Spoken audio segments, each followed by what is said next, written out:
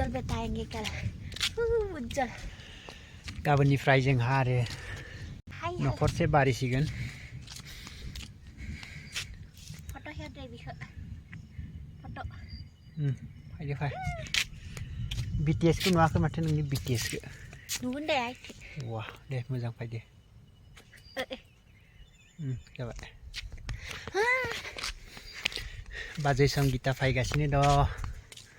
जोंहा गाबोनसो फैगोन मोनाबिलियावहा आदाया लायनो थांदो गाबोन फैबाथाय बे बर' सानै जासिगोन न'खरनै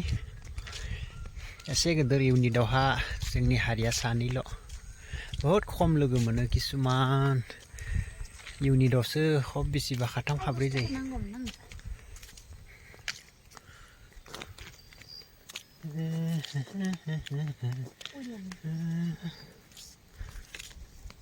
मा खालामदो मा नैबे झारु बनायनाय मोनसेयानो मा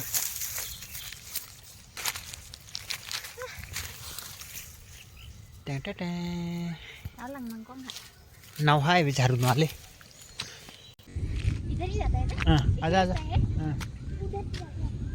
पूरा बारिश देने वाला है अभी अखा फैसिगोन बोथोरा सारअन्थाइ गावगासिनो दं धुमधुम धामधाम गोग्रों गाग्रां थांनांलिया थाबाय बिखि फै खामानि गैयि जायगायाव थांना लाब गैया फै हाय गिदिंसै बेग अखा सिजोमलांगोन एरबा जों सानैया माबेखा ओइ बेयाव खारनो हालालै आं माखौ नांगोलै हासिब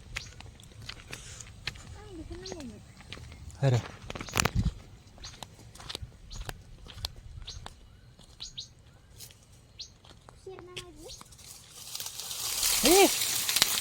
kamu gede kam deh. Lapang.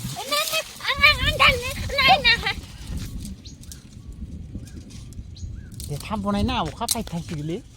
रुकना पूरा बारिश आने वाला है भीग जाएगा दोनों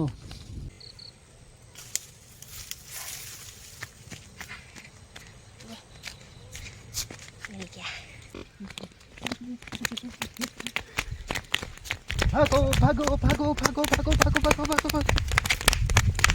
बारिश आने वाला है हम दोनों भाग रहे हैं भाई